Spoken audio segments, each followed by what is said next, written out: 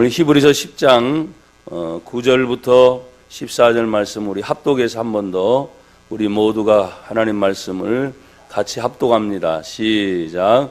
그 후에 말씀하시기를 보시옵소서 내가 하나님의 뜻을 행하러 왔나이다 하셨으니 그 첫째 것을 배하심은 둘째 것을 세우려 하심이라.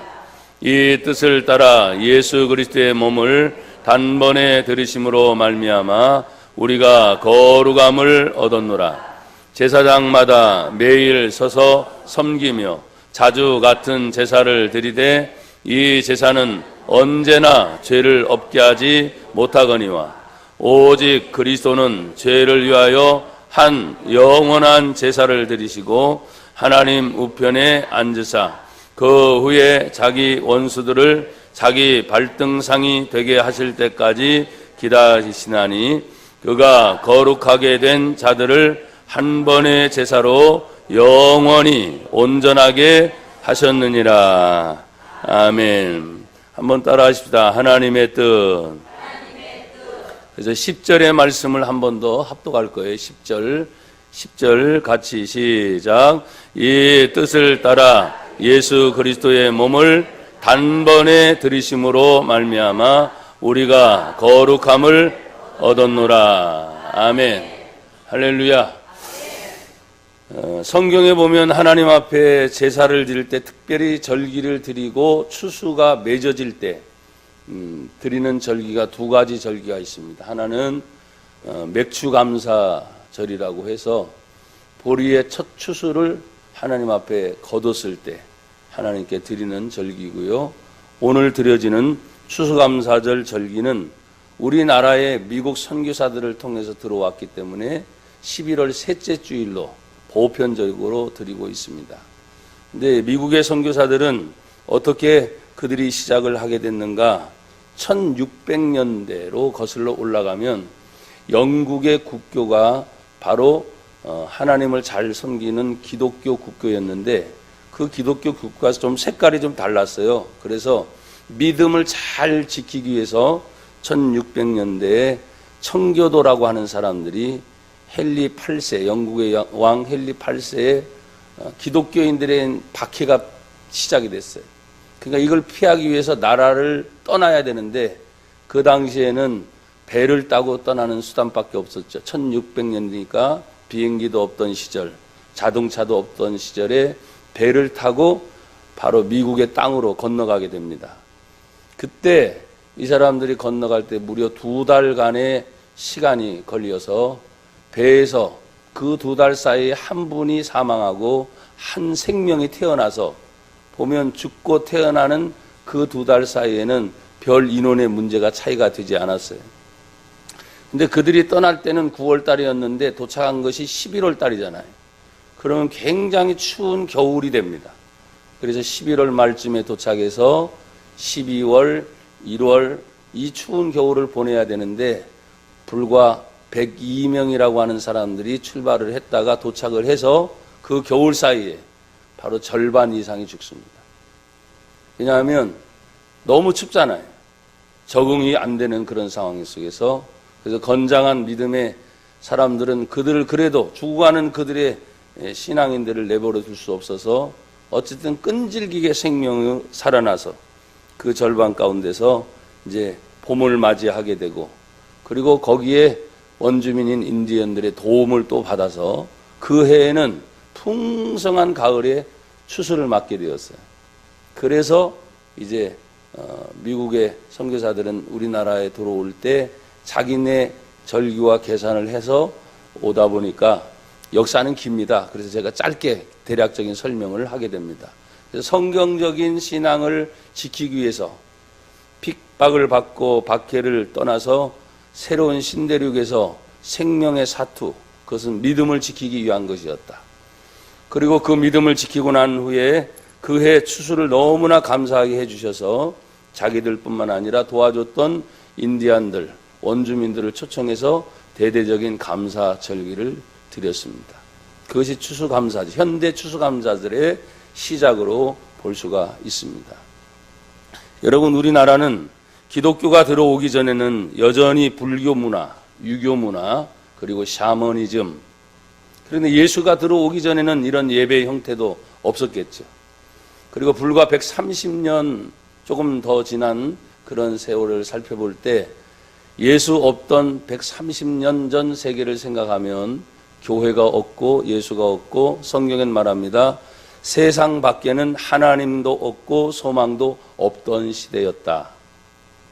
그런데 우리는 이제 예수님을 우리나라가 받아들이게 되고 자유민주주의 속에서 이렇게 자유롭게 신앙생활을 할 수 있다는 것이 참 감사한 일입니다. 여러분 감사하십시오. 우리나라가 하나님 안에서 이렇게 자유주의 안에 신앙생활 또한 자유, 물론 기독교도 자유지만 불교도 자유고 유교도 자유고 다 자유예요. 종교생활을 한다는 것은 참 좋습니다. 윤리적으로 도덕적으로 산다는 건 참 좋아요. 또 착하게 살고 선을 행한다는 건 다 좋습니다. 그런데 기독교에서는 유독 강조하는 것이 있습니다. 그것은 뭐냐? 성경에 보면 요한복음 14장 6절에 예수님 이렇게 말씀하셨어요. 내가 곧 길이요 진리요 생명이니 나로 말미암지 않고는 아버지께로 올 자가 없느니라. 그 성경 구절 때문입니다.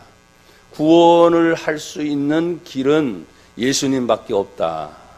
그래서 기독교는 착하게 살아라, 윤리적으로 살아라, 도덕적으로 살아라, 사람들에게 구제하고 선교하며 살아라. 이거는 예수님을 만나고 난 다음에 부수적인 것들이에요.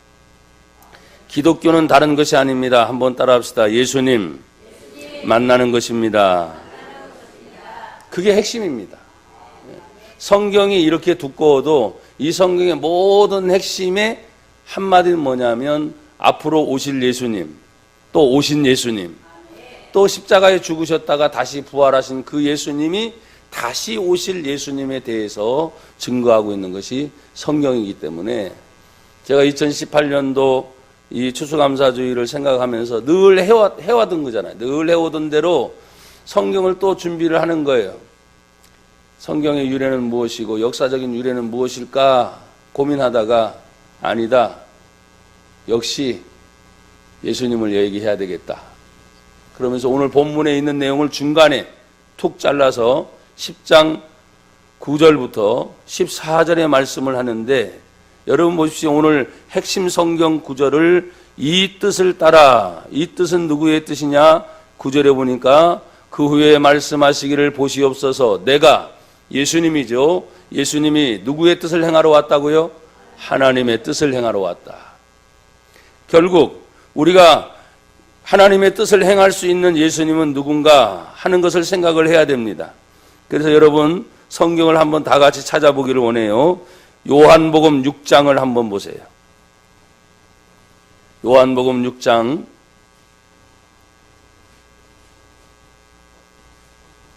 38절부터 제가 읽겠습니다. 읽으라고 할 때는 여러분 같이 읽으시길 바라요. 읽을 성경 구절은 자 38절 요한복음 6장 제가 먼저 읽습니다. 내가 하늘에서 내려온 것은 내 뜻을 행하려 함이 아니요 나를 보내신 이의 뜻을 행하려 함이라. 이게 예수님의 말씀이거든요. 또 39절 나를 보내신 이의 뜻은, 이 말은 하나님의 뜻은 내게 주신 자 중에 내가 하나도 잃어버리지 아니하고 마지막 날에 다시 살리는 이것이니라. 40절 다 같이 읽으세요. 시작. 내 아버지의 뜻은 아들을 보고 믿는 자마다 영생을 얻는 이것이니 마지막 날에 내가 이를 다시 살리리라 하시니라. 아멘. 하나님 아버지의 뜻이 뭐냐 하니까 예수님을 통해서 아들을 보고 아들을 믿는 자는 뭘 얻는다고요? 영생을 얻는다. 오늘 우리 성도들은 종종 죽음을 맞이하게 되면 장례식장 가서 꼭 두 가지 현상을 보게 됩니다. 하나는 신앙을 가진 사람들의 장례식 문화예요. 또 신앙을 갖지 않은 사람들의 장례식 문화는 상당한 차이가 있는 것을 여러분이 아실 거예요. 울며 불며 또 때로는 이제 가면 언제 오나. 여러분 이제 가면 안 옵니다. 그냥 끝이에요. 올 수 없어요. 나는 그래서 그런 걸 보면서 살아있을 때 잘하지. 또 돌아가신 다음에 제사상을 딱 차려놓고 뭐 막 효한다고 하는데 그때도 그걸 보면서 얘기합니다. 살아있을 때 잘하지. 떡을 차려놓고 고기를 따르고 뭐 많은 반찬 음식을 차려놔도 보십시오. 그대로잖아요. 누가 먹어요? 안 먹어요? 안 먹어요. 나중에 우리 식구들이나 먹지. 어떤 사람 말합니다. 귀신이 먹고 간대. 그래서 성경은 뭐라고 말을 하냐? 여러분 정확합니다. 하나님 앞에서 제사를 드리는 것뿐만 아니라 우리가 드리는 일반적인 조상을 생각하고 또 어른들을 생각하는 것은 귀신에게 제사하는 것이요. 정확하게 되어 있어요. 그러니까 여러분들 좋아하는 음식은 여러분들이 좋아하는 거 차리시면 돼. 그리고 예배 절차를 조금 믿는 다음에 바꿔서 살아계신 하나님께 예배하면서 감사했지, 고마웠지 이런 걸 생각을 하면서 예배 드리는 것이 훨씬 더 낫지. 제발 어떤 분들은 제사를 드리지 않는 우리 기독교를 보면서 불효의 종교라고 하는데 천만에요. 제1계명부터 제4계명까지는 하나님에 대한 것입니다. 근데 제5계명부터 제10계명까지 인간에 대한 것인데 제일 첫 번째가 뭔지 아십니까? 부모를 공경하라예요. 효의 종교예요. 그 말은 뭐냐? 죽어서 잘하라는 말이 아니에요. 살아서 잘해라. 죽어서 잘하는 게 효예요? 살아서 잘하는 게 효예요? 살아서 잘못하나 봐, 대답들이. 다시 물어볼게요. 죽어서 효하는 거예요? 살아서 하는 게 효하는 거예요? 그러니까 지금부터 잘하세요. 저 맞대잖아 지금. 핸드폰이 맞다고 지금 저한테 반응했죠. 여러분 우리가 하나님 앞에서 사는 모습들이 바로 그런 모습인데 오늘 성경에도 말합니다. 내 아버지 하나님의 뜻은 아들이신 예수를 보고 믿는 자마다 영생을 얻는 것이니 마지막 날에 내가 이를 다시 살리리라. 왜 우리 기독교가 또 중요하냐? 이 세상에 어떤 인류 중에서도 어떤 사람도 죽었다가 다시 살아난 사람이 없어요. 그래서 예수님이 향해 나는 부활이요 생명이다. 그래서 예수님을 믿으라는 말이 바로 거기에서 나오는 것입니다. 사랑하는 여러분, 다시 한번 축복합니다. 하나님의 뜻을 행하시는 분은 누구냐? 바로 예수 그리스도이십니다. 자, 갈라디아서를 또 한번 찾아보세요. 신약성경 갈라디아서, 고린도 전후 갈라디아서 1장 4절 5절 또 제가 보겠습니다. 5절은 여러분이 읽고 제가 4절을 읽겠습니다. 302페이지 정도 갈라디아서 1장 4절을 제가 읽습니다. 그리스도께서 하나님 곧 우리 아버지의 뜻을 따라 이 악한 세대에서 우리를 건지시려고 우리 죄를 대속하기 위하여 자기 몸을 주셨으니 5절은 나같이 영광이 그에게 세세토록 있을지어다. 아멘. 그리스도께서 예수님께서 하나님 곧 우리 아버지의 뜻을 따라 이 악한 세대에서 우리를 뭐 하시려고? 건지시려고.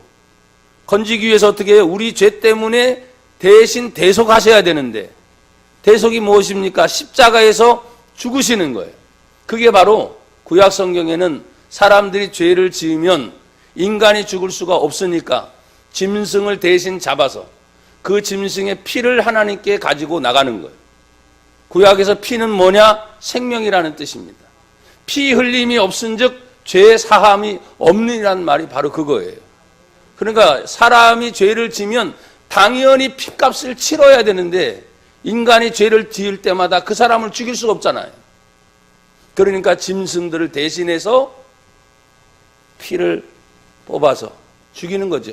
그걸 뭐라 그러냐? 한번 따라해 보세요. 죄를 전가시킨다. 내 죄를 짐승이 대신 가져가는 거예요. 그럼 내가 마땅히 죽어야 되는데 누가 대신 죽는 거예요? 짐승이 죽는 거예요. 그래서 그 짐승의 피를 가지고 하나님께 나아갔을 때 하나님이 그걸 보시고 뭐예요? 용서해 주시고 용서해 주시고. 그러니 얼마나 많은 짐승의 희생 제물이 있었겠어요. 죄를 씻을 수 있는 것은 피의 제사만이었다는 것이에요.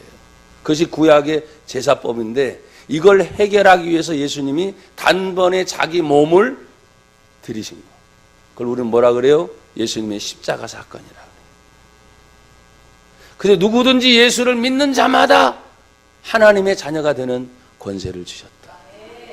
요한복음 1장 12절 우리 성도들 암송하지죠? 영접하는 자. 시작. 영접하는 자 곧 그 이름을 믿는 자들에게는 하나님의 자녀가 되는 권세를 주셨으니. 할렐루야. 여러분, 예수님을 내 마음의 문을 열고 영접하면 나는 하나님의 자녀가 되는 겁니다. 여러분, 이렇게 고백할 수 있는 사람들은 두 손을 들고 한번 고백해 보세요. 나는 하나님의 자녀입니다. 한 번 더. 나는 하나님의 자녀입니다. 처음 오신 분들은 좀 힘들죠? 그렇죠? 괜찮아요.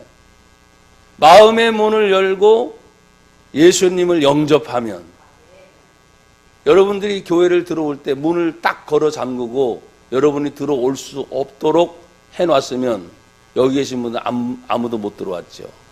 어떻게 들어오셨죠? 문을 열어놨기 때문에. 어서 오시라고 환영하는 분들도 계시기 때문에. 우리 마음도 똑같아요. 마음의 문을 열고 예수님 오세요라고 말하는 게 영접하는 거예요. 그러면 신기합니다. 예수님은 내 눈에 보이지 않지만 아들을 낳으리니 그 이름을 예수라 하라. 이는 저가 자기 백성을 저희 죄에서 구원할 자다. 예수는 구원자인데 마음의 문을 여는 사람에게 예수님이 들어가시고 내가 너의 친구가 되어주리라. 내가 너를 만나주리라. 내가 너와 함께하리라. 그래서 예수님의 또 다른 이름이 임마누엘이에요. 하나님이 우리와 함께 계시다. 여러분, 이렇게 하나님의 뜻을 이루신 분이 예수 그리스도인데, 자, 그 뜻을 이루려면 이제 본문 성경을, 이제 제가 다른 성경을 이제 잘 안 넘어갈 거예요. 오늘 성경 보십시오. 예수님이 이런 놀라운 사랑을 또 놀라운 구원의 역사를 우리에게 주시면서 10장 9절에 보면 그 후에 말씀하시기를 보시옵소서 내가 하나님의 뜻을 행하러 왔나이다 하셨으니, 자, 행하러 오시면서 하신 일이 뭐예요? 첫 번째 것을 어떻게 했어요? 폐하시는 거다. 그럼 그 첫 번째 것이 뭐냐?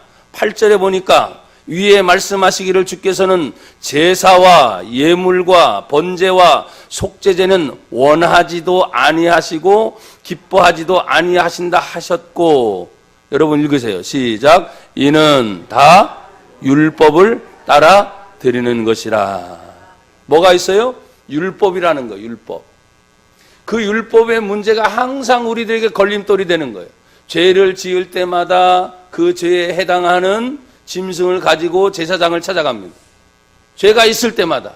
그래서 매일매일 찾아가야 돼요. 여러분, 죄가 없다고 하는 사람 여러분 있을 수 있어요? 없어요? 없어요? 나는 깨끗해요? 근데 성경은 말합니다. 의인은 없나니 하나도 없습니다. 모든 사람이 죄를 범하였나니 하나님의 영광에 이르지 못하더니. 죄인이라는 거예요. 그러니 여러분 보십시오. 가난한 사람도 죄를 짓고 부자도 죄를 지을 때 부자니까 황소나 염소나 송아지나 양이나 가지고 갈 수 있어요.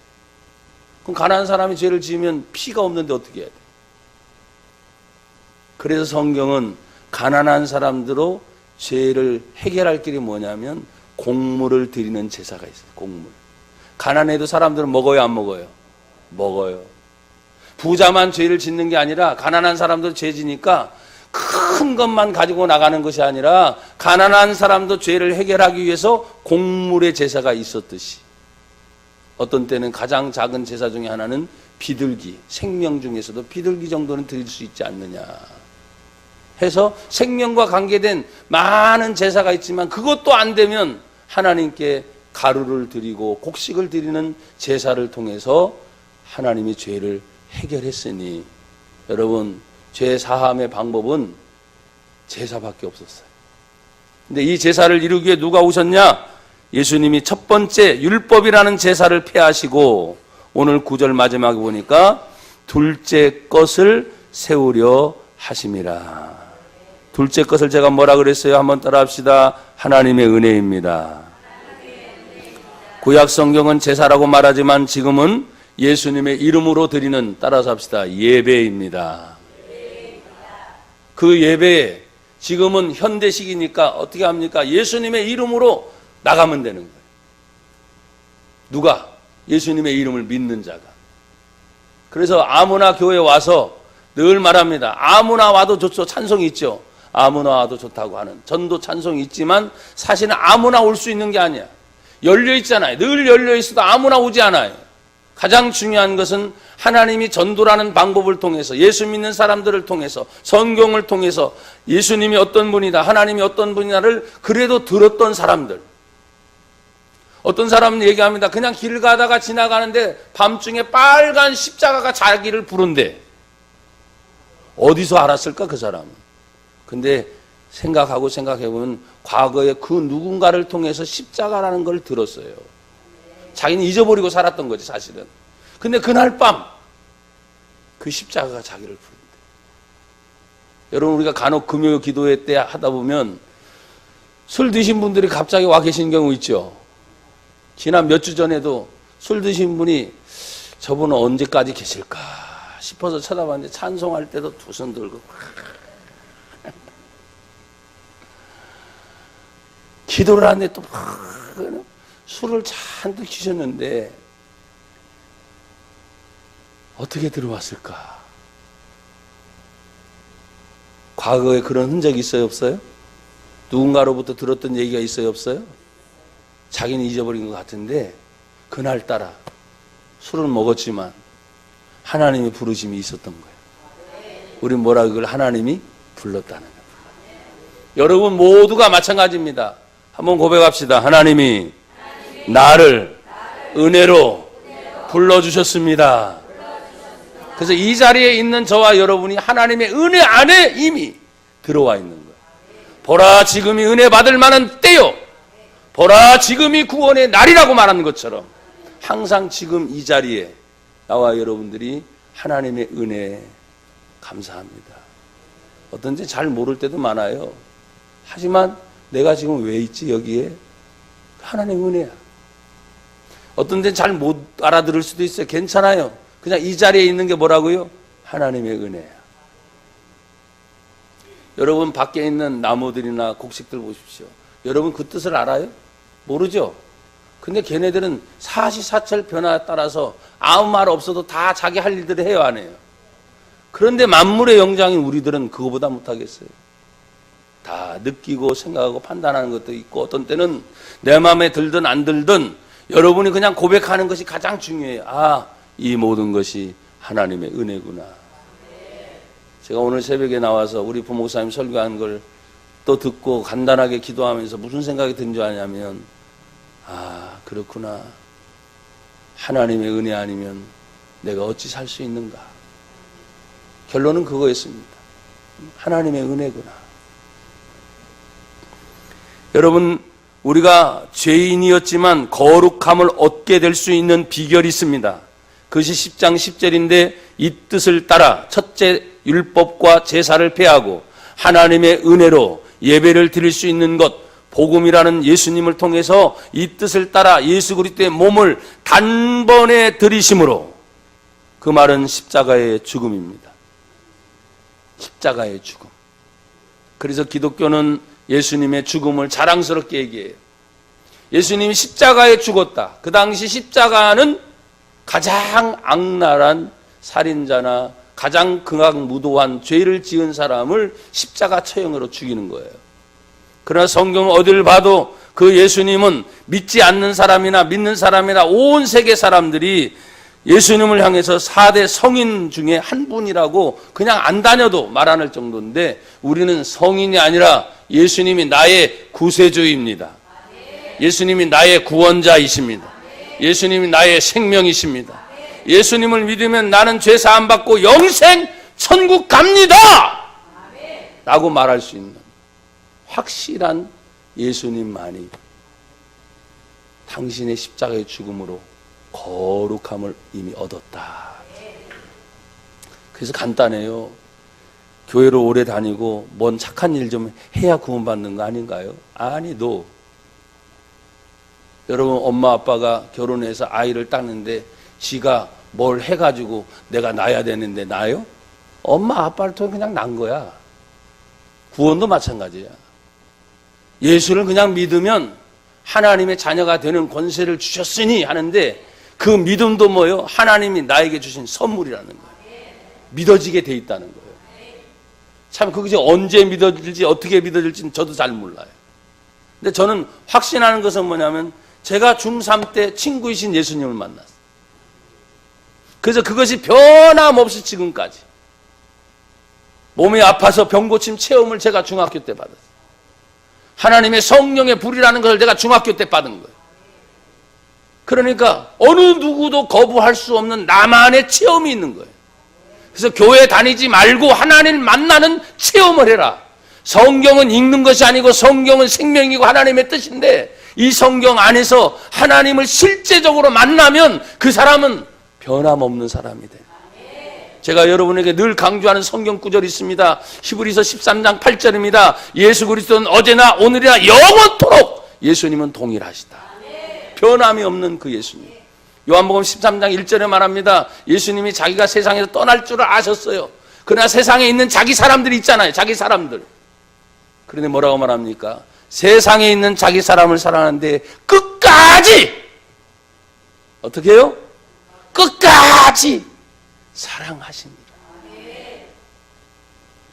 여러분, 오늘날 우리들이 보는 주변의 모습들을 보십시오. 내 가족들을 보십시오. 상황 따라 바뀌는 여러 가지 모습들을 보십시오. 끝까지 책임지려고 합니까? 끝까지 사랑하려고 합니까? 참 어렵죠.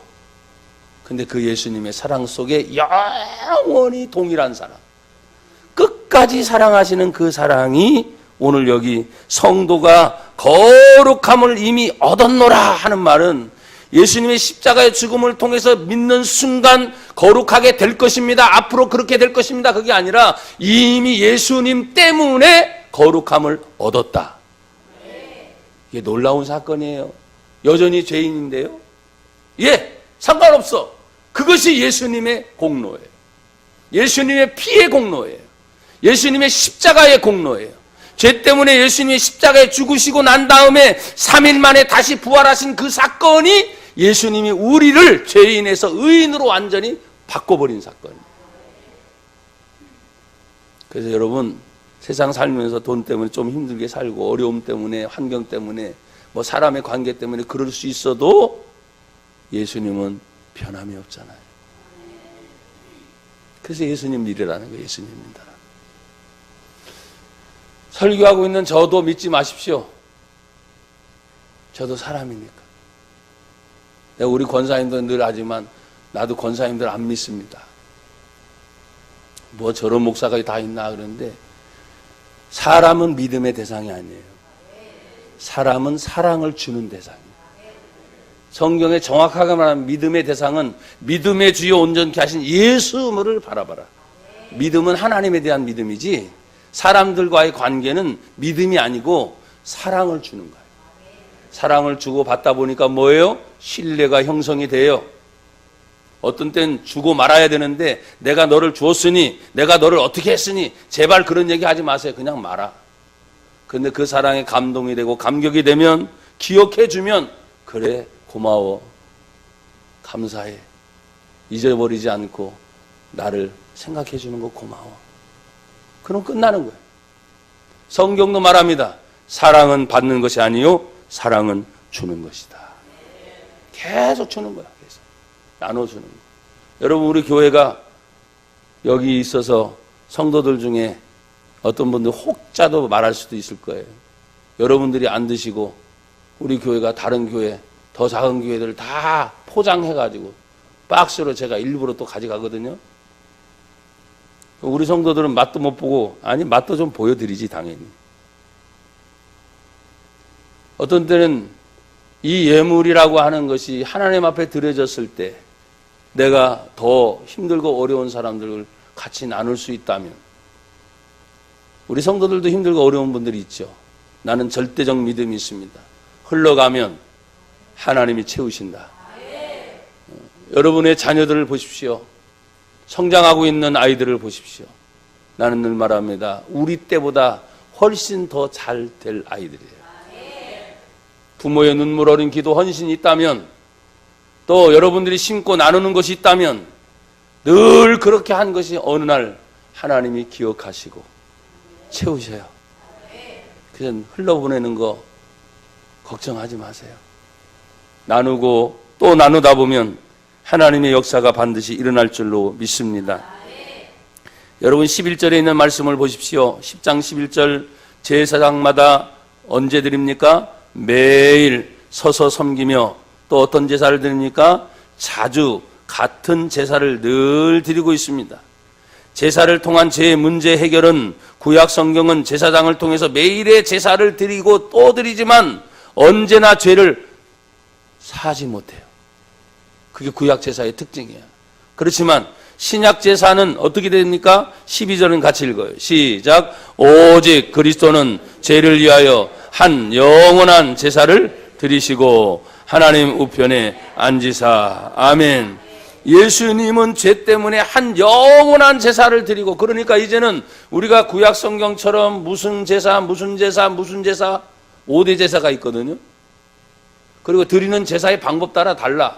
흔들어 드리거나 위에서 드리거나 아니면 태워 드리거나 뭐 요제, 거제, 뭐 화제, 뭐 이런 방법에 따라서 다르고 목적에 따라서 다 다르는데 얼마나 복잡했겠어요. 근데 지금은 너무나 간단해. 따라합시다. 예수 이름으로. 한 번 더. 예수 이름으로. 여러분이 들어올 때부터 예수 이름으로 예수님이란 말이 아니라고, 그렇죠? 사실 내 마음에 예수님이 계시니까. 예수님의 이름으로 주님 앞에 나오니, 찬송해도 예수님의 이름으로, 기도를 해도 예수님의 이름으로, 예배를 드려도 예수님의 이름으로. 여러분이 드리는 이 헌물이나 헌금을 드려도 다 뭐예요? 예수님의 이름으로. 나는 여러분에게 늘 말했어요. 교회는 늘 헌금 강조한다. 여러분 그렇지 않습니까? 내가 받은 하나님의 은혜가 있으니 감사해서 드리는 거라고. 억지로는 하지 말란 말이에요. 하나님이 그런 분이 아니란 말이에요. 하나님이 없어서 우리 헌신을 요구하는 분도 아니란 말이에요. 여러분도 세상에 나가서 사시다가 감동이 되면 내가 있는 것만큼 막 주고 싶어요? 안 주고 싶어요? 사랑하고 싶어요? 안 하고 싶어요? 그 사람에게 내가 무진장 감동을 받았다면 내 있는 걸 다 죽어도 더 이상 생각 안 해요. 신앙이란 게 그렇습니다. 하나님의 은혜를 내가 깨달은 순간, 내가 예수님의 십자가의 사랑을 아는 순간, 저는 지금도 어딜 가서 부흥회를 하든지 뭘 하든지 그렇습니다. 지금도 머리서부터 발끝까지 내가 소유하고 있는 이 모든 것, 내 거라고 생각해 본 적이 단 한 번도 없어요. 하나님이 주셨구나. 그래서 하나님을 위해 써야지. 그러니까 쓸 데가 너무 많으니까 선교해야지. 왜 아멘이 안 돼요? 구제해야지. 나눠줘야지. 목사님 우리 교회부터요. 예, 우리 교회도 신경 써야지 당연히. 근데 그렇게 신경 쓰다 보니까요, 할 일을 못할 때가 많아요.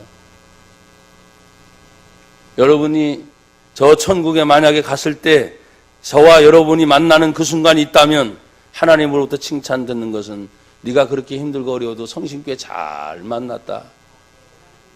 목사가 제대로 나누라고 하던, 제대로 섬기라고 하던, 교회가 돈 남아가지고 여기저기 땅 투자하고 또 건물 얻고 그런 걸 하기를 바라던, 난 모르겠어요.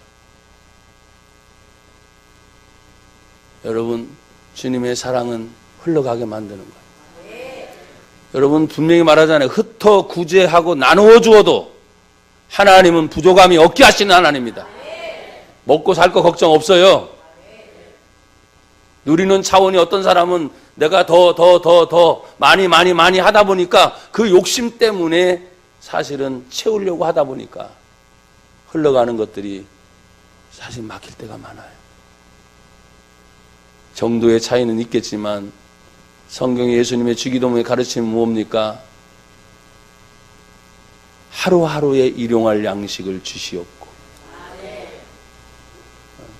혹시 여러분 중에 아침 굶고 오신 분은 꼭 점심 드시고 가셔야 됩니다. 일용할 양식을 주시옵고. 그거예요. 50평 아파트 주시옵고 주기도문에 없어. 내가 죄를 지은 자를 용서한 것처럼 주님이 내 죄를 용서하시옵고 이 땅에서 시험에 들지 말고 다만 하나님의 영광을 위해 살다가 가게 하옵소서. 이제 일용할 양식이면 기본이잖아, 기본.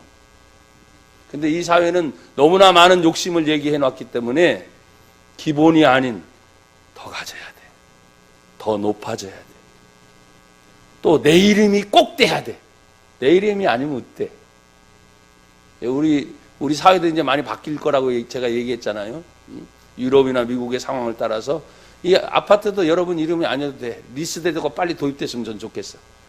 렌트 빌려서 한 40년 50년 쓰다가 가면 되잖아. 그렇잖아요. 그걸 굳이 내 이름으로 해가지고 세금 다 낼 거 내고 하는 게 아니라 그냥 렌트 잠깐 빌려다 쓰고 가는 거. 그게 이제 우리나라의 월세 개념인데 그게 그런 개념이 말고 그냥 리스 개념, 렌트 개념.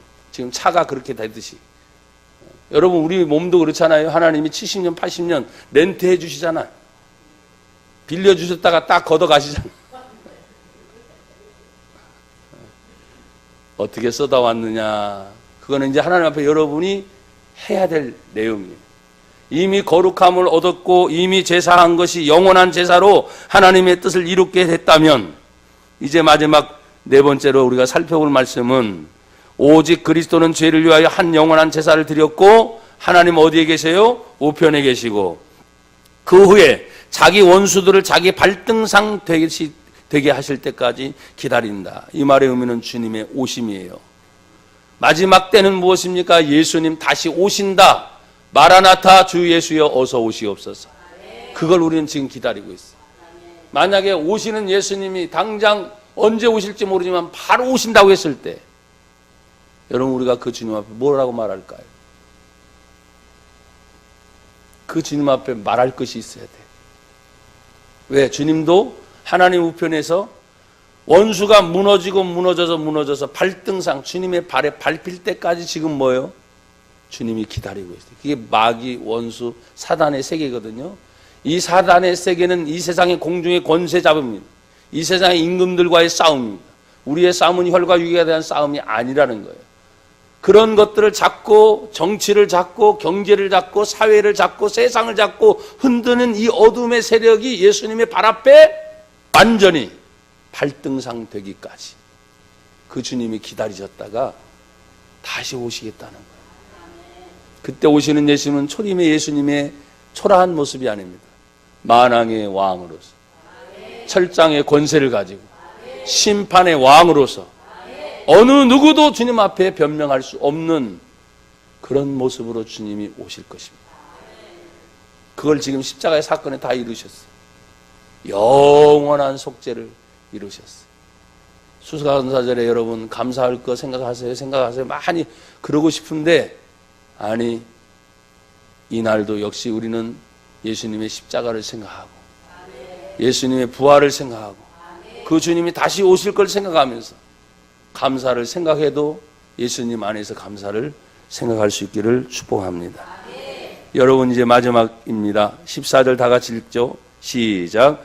그가 거룩하게 된 자들을 한 번의 제사로 영원히 온전하게 하셨느니라. 아멘. 그 한 번의 제사가 2000년 전에 십자가에 죽으신 사건이에요. 그 한 번의 제사가 영원히 온전하게 됐다. 그러니까 여러분 제가 요사이에 집회를 다니면서 이런 얘기를 합니다. 예수님의 피 이제 그만 써먹어요. 왜? 십자가의 사건에 예수님의 피는 한 번으로 다 유효하다고 했으니까 그 피의 제사를 드리고 난 다음에 반드시 제사 중에 소제와 전제가 있는데 제사함 받은 성도가 소제는 뭐냐? 하나님 내가 거룩하게 살겠습니다. 전제는 뭐냐? 하나님 이제 내가 희생하고 헌신하며 살겠습니다. 이 부분이 너무나 약하니까 늘 예수의 피, 예수의 피. 아니 이제는 그만 써먹으라고. 그 예수의 피가 영원한 속죄, 영원히 온전하게 됐다면 그 예수님을 믿는 순간 나와 여러분들은 이미 의인이에요. 하나님의 자녀예요. 거룩해진 거예요. 하나님의 자녀로 이제는 살아야 되는데 사는 거룩함에 문제가 없어. 희생하고 헌신하며 살아야 되는데 그 문제가 없기 때문에 늘 허덕이면서 또 죄를 지었습니다. 예수의 피, 십자가의 죽음. 아니, 신앙을 한 단계 올리시라 이 말. 업그레이드라 그러죠. 업그레이드.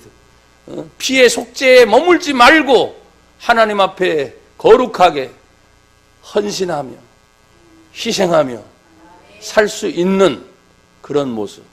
추수감사절도 바로 그런 거예요. 이 모든 곡식 여름 볼 때 기분이 좋아지잖아요.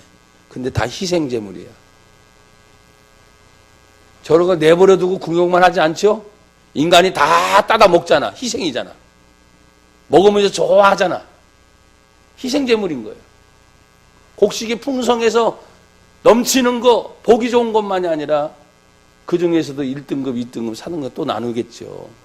제가 죄송하지만 어제 집에서 배 하나를 깎아주더라고요. 죄송하지만 더럽게 맛이 없었어요.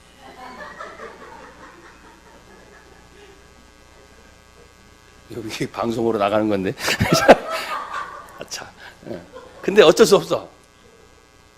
우리 아동사한테 물질로 지원이 아니라 그 물질을 지원해주면 허투루 쓸까봐 과일을 보내주는 거예요. 여러분 우리 아동센터 아시잖아요. 과일을 사도 최상급입니다. 진짜 맛있는 것만 사서 주는데 이게 어디서 왔어? 그랬더니 아이들을 지원해 주는데 돈이 아니고 과일을 보내오는데 죄송해요. 저가품 싼 거야. 배를 먹어도 내가 그렇게 맛없는 배를 먹어본 적이 한 두 쪽 먹다 그만 먹겠어. 그래. 여러분 아시죠? 제 성격 웬만해서 나 맛없다고 안 하는 거. 주는 대로 잘 먹는 거. 근데 더럽게 맛없다니까. 어떻게 아이들한테 보내는 거를 전략할 걸 전략해야지. 먹을 거 가지고 돈을 못 줘서 그렇게. 아니잖아요, 그건요. 그러니까 항상 그런 모습을 보면 내가 그래서 화나니까 전화를 내가 좀 아동복지가 해가지고 한번 소리를 지를까? 차라리 안 받는 게 낫지.